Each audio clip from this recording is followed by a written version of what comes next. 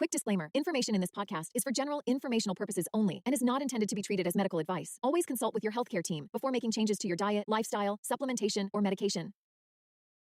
Are potatoes innocent when it comes to blood sugar control, or do you need to proceed with caution? Today we're breaking down the science behind this starchy staple and uncovering whether it has a place in your diabetes-friendly diet. Welcome to Type 2 Diabetes Talk, the place where we chat about what really works to treat type 2 diabetes and prediabetes naturally with nutrition and lifestyle. If you're looking to optimize blood sugar and A1C, lose weight, reduce medications, and improve your overall health, this is the place to be. Now, here's your host, Type 2 Diabetes Nutrition Specialist, Dr. Jetta. Hello and welcome to another episode of Type 2 Diabetes Talk. Today's topic is one that sparks a lot of questions and a fair bit of confusion among people managing their blood sugar, and that is, are potatoes diabetes friendly? If you go and surf the Wild West web, you're going to read all sorts of conflicting advice about potatoes, glycemic index, resistant starch, and whether cooling potatoes after cooking can make them a better choice for blood sugar control. I get it. Potatoes have been a staple food for many, and they come in so many forms: mashed, roasted, baked and boiled, and even as sneaky additions in recipes that are labelled diabetes friendly. And of course, they can be made into French fries, chips, crisps, and other snack foods. But the question we're investigating today is whether it's okay for you to embrace potatoes, or is it better to just skip them altogether? We're going to dig into the nutrition facts of potatoes. Specifically today, we're talking about white potatoes, not sweet potatoes, which is a whole topic in and of itself.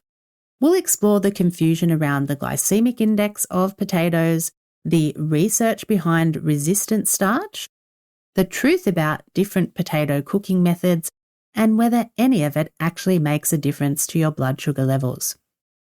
Let's start with the basics. What are potatoes nutritionally? While they may be considered a vegetable in the culinary world, nutritionally speaking, potatoes belong in the starch category. This is because they're packed with carbohydrates that can significantly impact blood sugar levels. A medium potato contains around 32 to 37 grams of carbohydrates. Now, to put that into perspective, that's roughly half to 1/3 of the daily carb intake we recommend for people trying to manage blood sugar.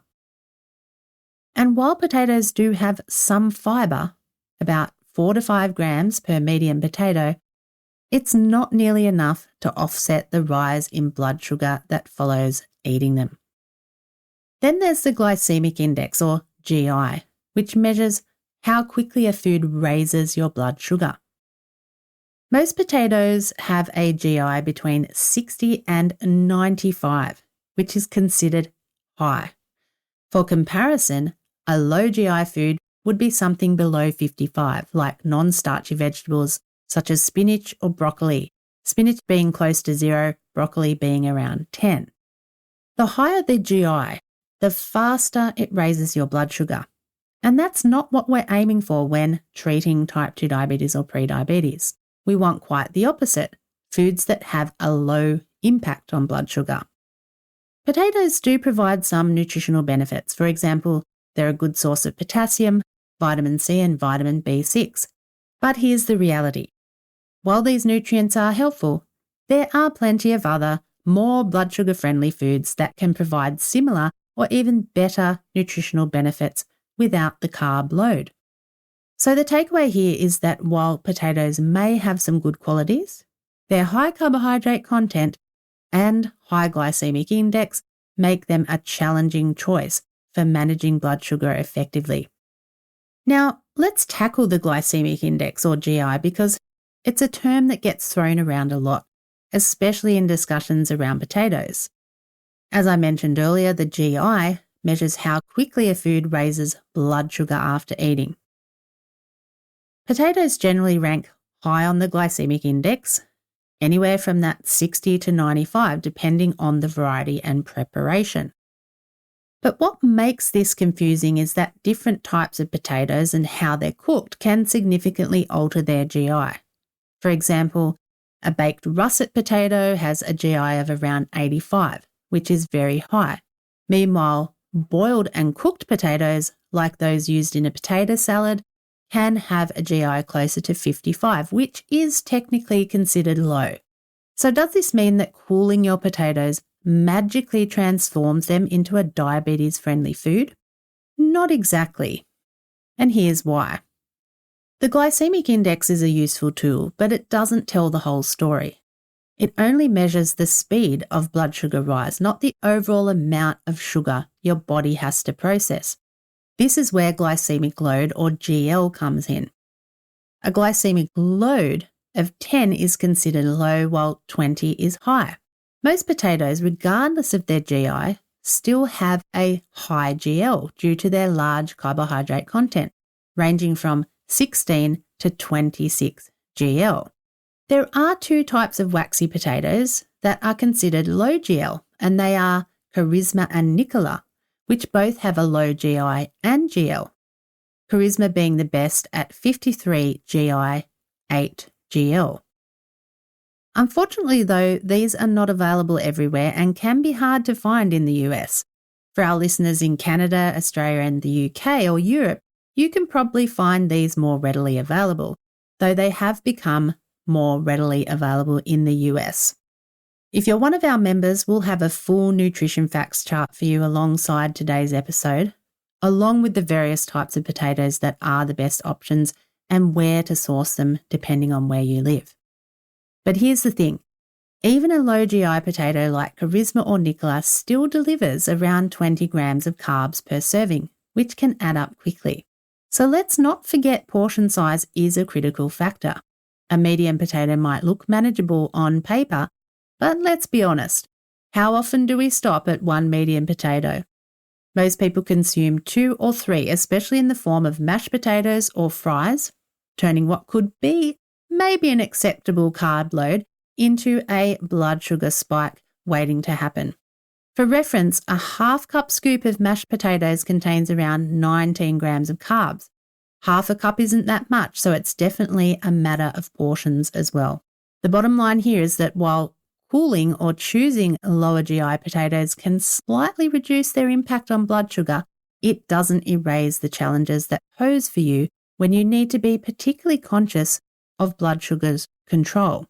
It's important to look at the bigger picture, including the total carbohydrate content and how it fits into your overall meal plan. So before you fall into the GI trap, remember, low GI doesn't always mean low carb, and both factors are crucial for managing blood sugar effectively. With Dr. Jetta's VIP online membership, you'll have proven, practical support to lower blood sugar, weight, and medication. Receive delicious weekly meal plans that keep you inspired each week, or browse thousands of easy, diabetes-friendly recipes and cooking classes. Explore the huge members library with hundreds of foods, supplements, blood sugar, and nutrition resources that answer your questions. All this and more. Join as a VIP member today. Visit type2diabetestalk.com/programs. So, we've looked at how potatoes are high in carbohydrates and why their glycemic index can be a challenge for blood sugar management. But what about all the buzz around cooking methods and resistant starch? Could the way you prepare your potatoes make them more blood sugar friendly? Let's explore what the research tells us. First, what is resistant starch? It's a type of carbohydrate that behaves a bit like fibre. It resists digestion in the small intestine and ferments in the colon instead, which can have potential benefits for gut health and even insulin sensitivity. There are 5 types of resistant starch, and when we talk about potatoes, we're mainly looking at type 3 or retrograded starch. This forms when cooked starches like potatoes are cooled, which alters their structure and makes them harder to digest. Sounds promising, right? But here's where it gets interesting. while resistant starch can reduce the insulin response to some foods, the research on cooked and cooled potatoes specifically is mixed. Let's look at what the studies say. In one study, 8 healthy participants ate either freshly cooked mashed potatoes or mashed potatoes that had been cooked, cooled, and reheated. While there was no significant difference in post-meal blood sugar levels, the insulin response was about 24% lower with the cooled potatoes. That suggests some potential impact on insulin sensitivity. Another study in 25 overweight healthy women who ate russet potatoes that were either boiled or baked, then chilled.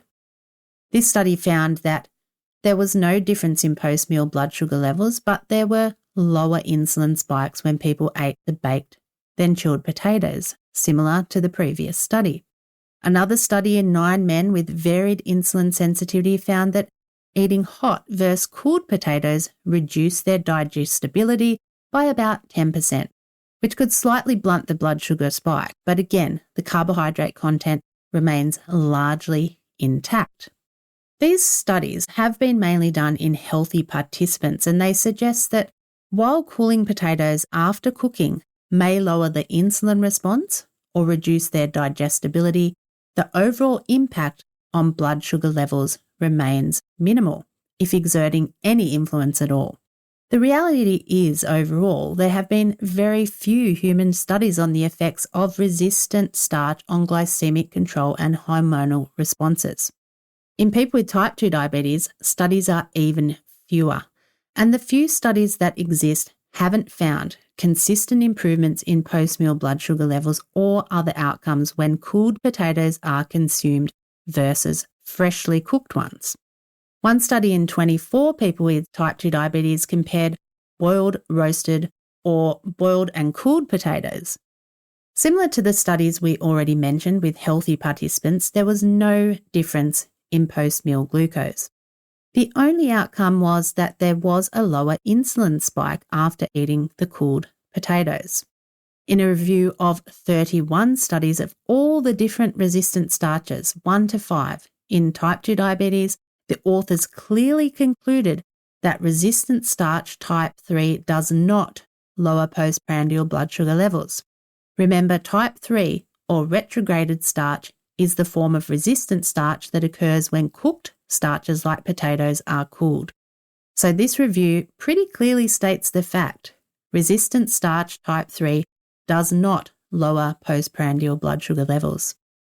I just want to clarify that people do use potato-resistant starch supplementation, which is frequently resistant starch 1 and resistant starch 2, and perhaps this is an area that gets confused out there on the Wild West web. Various types of resistant starch are now manufactured and added to foods or taken as supplements, and that's a whole other story when we look at the results, which we may dive into in another episode. Point being, we're not talking about supplementation with resistant starch today, we're talking about eating potatoes themselves.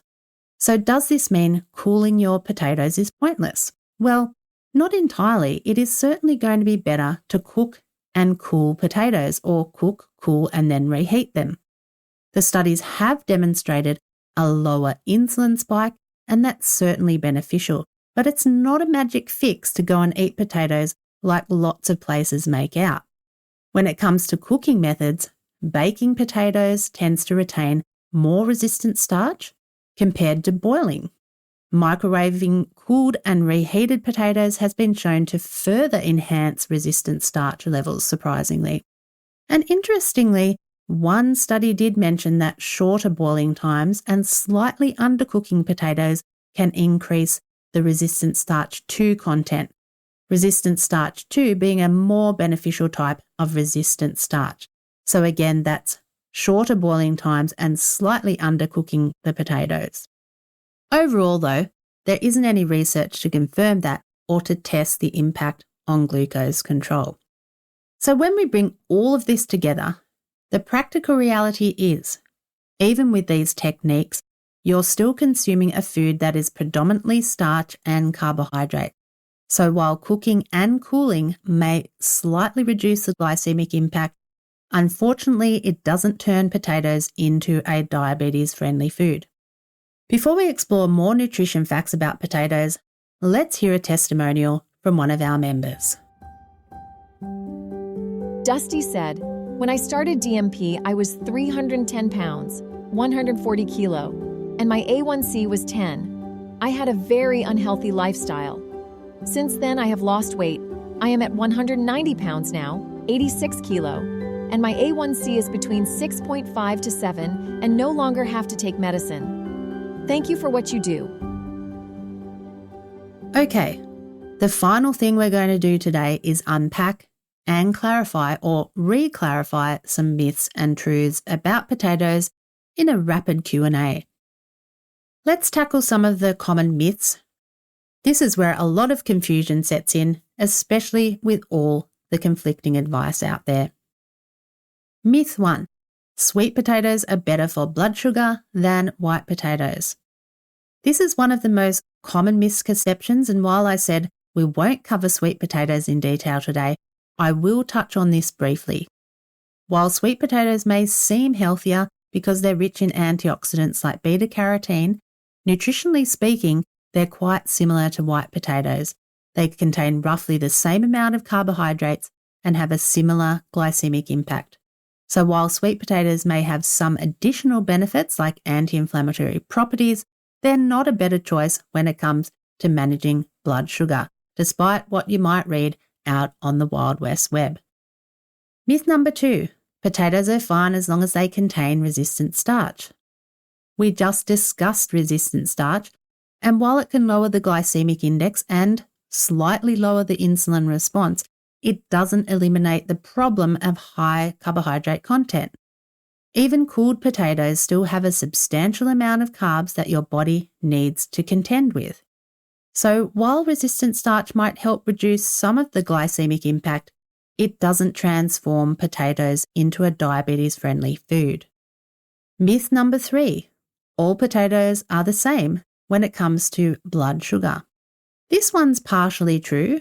Most potato varieties, whether russet, Yukon Gold or red, have similar amounts of carbohydrates and glycemic impact.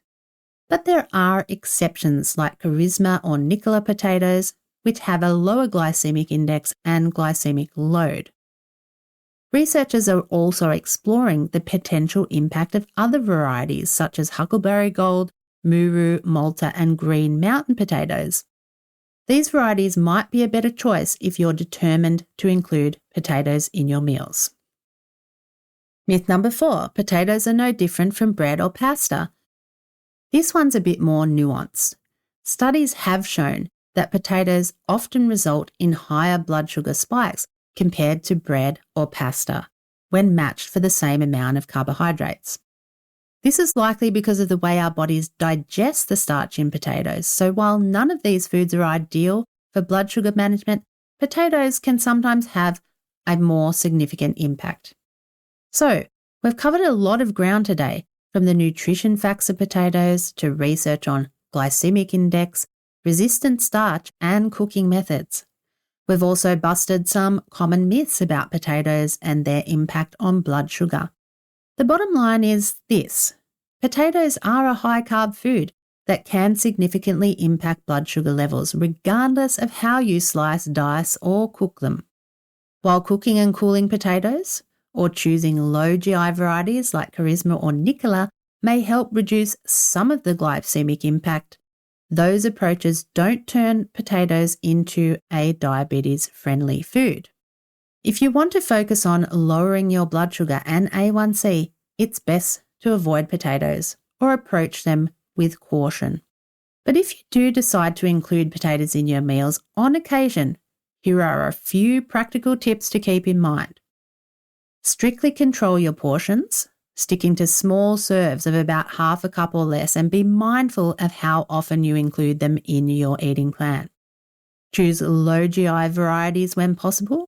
If you can find Charisma or Nicola potatoes, they're a better choice for managing blood sugar. Consider your cooking methods. Baking and cooling does increase the resistant starch and reduces the glycemic index of the potatoes, which although it makes no difference to blood sugar after meals, it can have health benefits and does decrease insulin spikes. Cooled potatoes can then be reheated for other purposes such as mashing, etc. And remember, there are plenty of tasty, lower-carb alternatives to potatoes. If you're one of our members, we've got more detailed potato nutrition facts, more details on the low GI potatoes and where you can purchase them, plus many delicious alternative options for potatoes and recipes too. Find all of those in the members library alongside this episode. Thank you for joining me today, and I'll see you in the next episode. Dr. Jeddah, over and out. Thanks for tuning in to Type 2 Diabetes Talk. Please subscribe to the show on your favorite podcast platform. And for episode replays, episode notes, and more, visit type2diabetestalk.com. New episodes are available Tuesdays, 10 a.m. U.S. Eastern Time, or your time zone equivalent. Thanks again. We're truly grateful to be a part of your life and help make a real difference.